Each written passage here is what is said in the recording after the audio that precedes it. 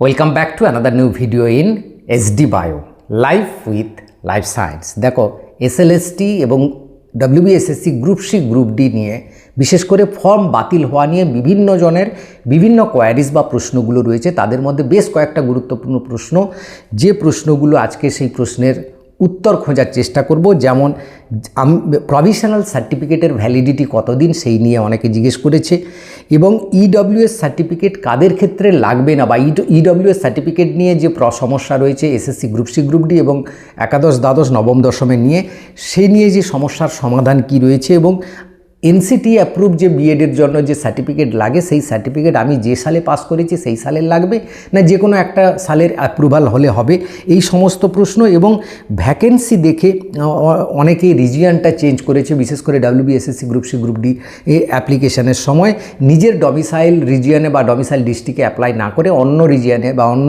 জোনে অ্যাপ্লাই করেছে। তার ক্ষেত্রে তাহলে কি ফর্ম বাতিল হয়ে যাবে? কারণ ভ্যালিড এই রিজিয়ন চেঞ্জের জন্য একটা কিন্তু নোটিফিকেশান দিয়েছিল, আপডেট করতে বলেছিল বা চেঞ্জ করতে বলেছিল। সেই নিয়েও আজকে যে সমস্যাগুলো রয়েছে, প্রশ্নগুলো, তার উত্তর দেওয়ার চেষ্টা করব। এবং অনেকে গ্র্যাজুয়েশন বা বিএড বা মাস্টারের ডিগ্রির যে মার্কসগুলো সেটা দিতে ভুল করেছে, পার্সেন্টেজের ক্ষেত্রে ভুল হয়েছে, আবার অনেকের ক্ষেত্রে দেখা যাচ্ছে পাসিং ইয়ার দেওয়া ভুল হয়েছে। তাহলে এগুলোর ক্ষেত্রে কি ফর্ম বাতিল হয়ে যাবে? বা WBSSC গ্রুপ সি গ্রুপ ডির ক্ষেত্রে মাধ্যমিকের মার্কস এবং পাসিং ইয়ার দুটোই ভুল রয়েছে। এবং আরেকটি লেটেস্ট ইনফরমেশান, যে SSC একদম লেটেস্ট একটা নোটিফিকেশান জারি করেছে, একদম রীতিমতো হুঁশিয়ারি দিয়েছে, সেই সম্পর্কেও বলবো। তাই ভিডিওটা শেষ পর্যন্ত দেখো, ভালো লাগলে লাইক করে বন্ধুদের শেয়ার করে দিও, চ্যানেলে নতুন হলে চ্যানেলটা সাবস্ক্রাইব করে নিও। দেখো, প্রথমেই আমরা আসি যে SSC যে নতুন যে হুঁশিয়ারি দিয়েছে, সেই হুঁশিয়ারির ব্যাপারটা ক্লিয়ার করে দিই। দেখো, যে ক্যাটাগরি আপডেটের জন্য দেওয়া হয়েছিল, সেই ক্যাটাগরি আপডেট 390 জন করেছিল, তার মধ্যে 140 জন বাদ চলে গেছে, 165 জন এসে নতুন লিস্টে ঢুকেছে। এবং তাদের মধ্যে 16 জনকে আবার বাদ দেওয়া হয়েছে, যারা টেন্টেড ক্যান্ডিডেট হিসাবে বিবেচিত, তারা লুকিয়ে অ্যাপ্লাই করেছিল এবং পরীক্ষায় পাসও করে গেছে এবং তারা লিস্টের মধ্যে ঢুকে গেছে তাদেরকে। এবং আরও যারা রয়েছে, আরও হয়তো রয়েছে, SSC সন্দেহ প্রকাশ করছে যারা রয়েছে, তাদেরকে নিজের থেকে আবেদন করতে হবে SSCকে, যে আমার নাম বাতিল করে দিন, না হলে SSC কড়া পদক্ষেপ নেবে, এরকম একটা হুঁশিয়ারি দিয়েছে। তার মানে এই যে নবম দশমের লিস্ট প্রকাশিত হয়েছে, এর মধ্যে আরও বহু ছাত্রছাত্রী ঢুকে রয়েছে যারা কিন্তু টেন্টেড ক্যান্ডিডেট হিসাবে, এটা SSC একদম ঘুর পথে কিন্তু স্বীকার করে নিল।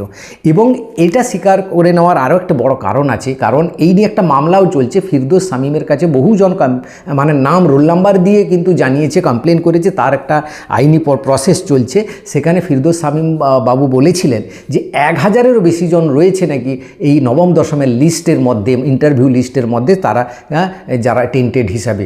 তাহলে তারা যদি বাদ যায়, সেটা যদি ধরা পড়ে বাদ যায়, তাহলে কিন্তু এই লিস্ট আবার পরিবর্তন হবে। সেখানে কিন্তু বহু যোগ্য যারা ফ্রেশার রয়েছে, তারা কিন্তু এবার ঢুকবে। ফ্রেশার কেন বলছি, যারা নতুন ঢুকবে তারা তো প্রায় ফ্রেশার, যারা এক্সপিরিয়েন্সের নাম্বার পেয়ে আছে তারা তো অলরেডি চান্সই পেয়ে গেছে, তাই ফ্রেশারের কথাটা বললাম। তো যাই হোক, এবার প্রথম প্রশ্নে আসি যে প্রভিশনাল সার্টিফিকেটের মেয়াদ কতদিন। দেখো, প্রভিশনাল সার্টিফিকেট ইউনিভার্সিটি যে দেয়, তার মেয়াদ আনলিমিটেড, অর্থাৎ সে যতদিন না ফাইনাল সার্টিফিকেট দিচ্ছে ততদিন সেই তার মেয়াদ থাকবে। সে যদি 6 বছর পর দেয়, 10 বছর পর দেয়, 10 বছর তার মেয়াদ থাকবে, তার কোনো নির্দিষ্ট ভ্যালিডিটি নেই। এটা ইউনিভার্সিটির উপর ডিপেন্ড করছে। এইবার SSC যেটা ধরছে যে তোমার 6 বছর 7 বছর হয়ে গেল, তুমি মাস্টার ডিগ্রি পাস করেছো, বিএড পাস করেছো, তুমি এখনও ফাইনাল সার্টিফিকেট নাওনি। আসলে SSCর কাছে ধারণা ছিল না, আগে তো আমরা 2 বছর 1 বছরের মধ্যে পেয়ে যেতাম।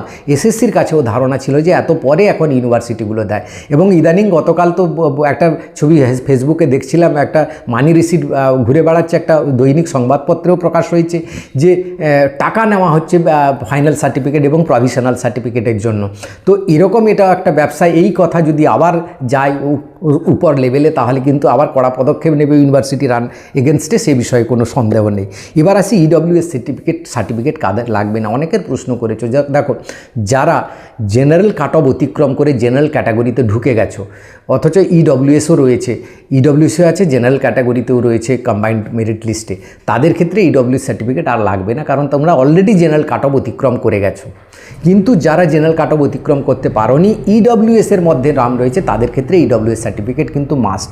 এখন EWS সার্টিফিকেটের ক্ষেত্রে যে নোটিফিকেশান জারি হয়েছিল অ্যাপ্লিকেশনের সময়, বলা হয়েছিল লাস্ট ডেট অফ অ্যাপ্লিকেশনের আগে ইডব্লিউএস সার্টিফিকেটের ডেট অফ ইস্যু হতে হবে। সেটা তো এর ক্ষেত্রে এসএলএসটির ক্ষেত্রে কিন্তু সেটা প্রযোজ্য হবে না। কেন হবে না? না, কারণ এসএসসি নিজেই এডিট অপশান দিয়েছে বারবার, অর্থাৎ সে নিজেই সার্টিফিকেট দিতে পারেনি।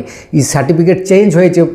এই ওবিসির সার্টিফিকেট তো অনেক, ওবিসির যে লিস্ট অনেক পরে মানে অ্যাপ্লিকেশনের পরে প্রকাশ করেছে রাজ্য সরকার, তাই কিন্তু এডিট অপশান দিয়েছিল।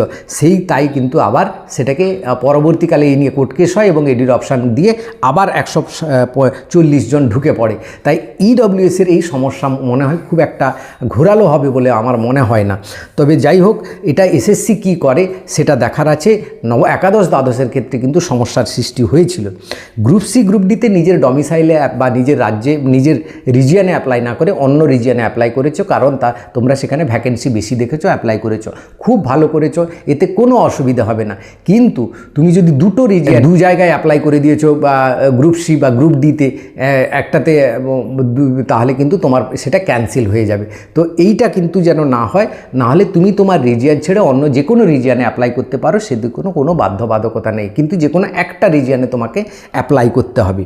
এবার দেখো, যেটা বলছিলাম, আগে ক্যাটাগরি দিইনি, তাই আমি জেনারেল ক্যাটাগরিতে অ্যাপ্লাই করেছিলাম। এখন ক্যাটাগরি সার্টিফিকেট পেয়ে গেছি, তাহলে আমি কি আবার ক্যাটাগরি চেঞ্জ করতে পারবো? না, এখন আর তুমি চেঞ্জ করতে পারবে না। তোমার একটা নির্দিষ্ট ক্যাটাগরি দেখে তোমার কম্বাইন্ড মেরিট লিস্ট বেরিয়ে গেছে।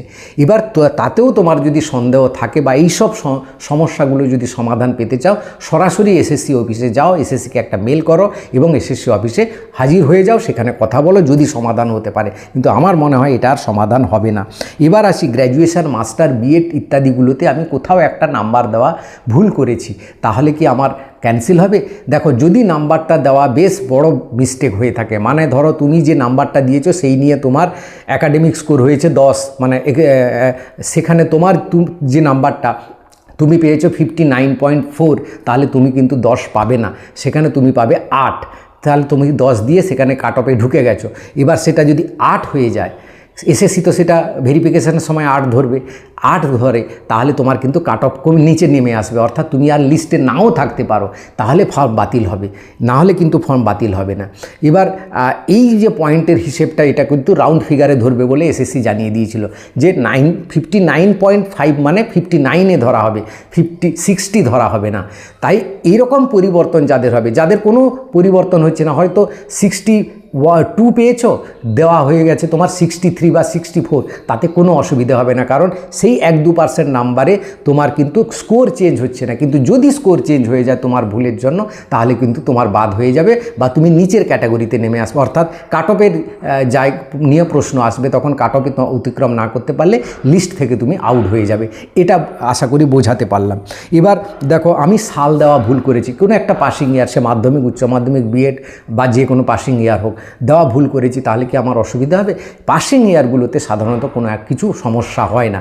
তাই পাসিং ইয়ার যদি ভুল থাকে, সেই ভেরিফিকেশনের সময় তুমি সার্টিফিকেট দেখিয়ে সেটাকে কারেকশান করে নেবে, কারণ তাদের কাছে যে রেকর্ডটা আছে সেটা কারেক্ট হয়ে যাবে। এইটা কিন্তু করে নেবে, নাহলে কিন্তু সমস্যা হবে পরে।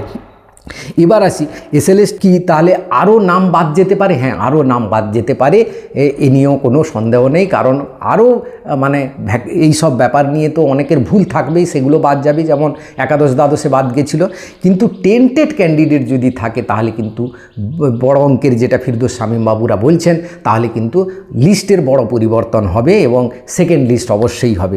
এবার দেখো, এছাড়া আমি যতগুলো সমস্যা বললাম, এছাড়াও আরও কোনো তোমার একটা জটিল সমস্যায় তুমি পড়েছো, তাহলে আমি কি করব? তার উত্তর আমরা দিতে পারবো না, আমরা কেউ, বা সেটা দিলেও সেটা জেনুইন উত্তর হবে না। তার জন্য কি করতে হবে তোমাকে? না, এসএসসি অফিসে একটা মেল করে দিতে হবে। তোমার মেল করলে তোমার একটা অথেন্টিক ডকুমেন্টেশন থাকলো, পরবর্তীকালে কোর্ট কেস হলে তুমি সেটা শো করাতে পারবে। নাহলে এসএসসির অফিস বলবে যে আপনারা তো আমাকে জানাননি, আমরা কিছু করতে পারবো না, এখন আমাদের প্রসেস এগিয়ে গেছে। তো এরকমভাবে বলতে পারে। তাই এইটা ডকুমেন্টেশনের জন্য একটা মেল করবে এবং নেক্সট ডে বা যেদিন সময় পাবে তুমি এসএসসি অফিসে অবশ্যই যাবে। এসএসসি অফিসে না গেলে সমস্যার সমাধান হবে না ইউটিউবে কমেন্ট করে, বা আমরা কেউ সমাধান করতে পারবো না। এসএসসি অফিসে গিয়ে সমস্ত কিছু খুলে বলবে এবং সমস্ত ডকুমেন্টস নিয়ে যাবে। সেখানে যদি কিছু কারেকশান করা যায় বা চেঞ্জ করা যায়, তাহলে একটা সুরাহা হতে পারে, নাহলে কিন্তু সুরাহা হয়। তাই এই কথাগুলো মাথায় খেয়াল রেখো, ভালোভাবে এগিয়ে যাও। এর পরবর্তী ভিডিওগুলো আসছে আপার প্রাইমারির প্রিপারেশান নিয়ে, এসএসসি গ্রুপ সি গ্রুপ ডির ইন্টারভিউ প্রিপারেশান নিয়ে পরবর্তী ভিডিওগুলো আসছে। তাই চ্যানেলের সঙ্গে যুক্ত থাকো। ভিডিওটাকে ভালো লাগলে অবশ্যই একটা লাইক করে দিও। Thank you for watching.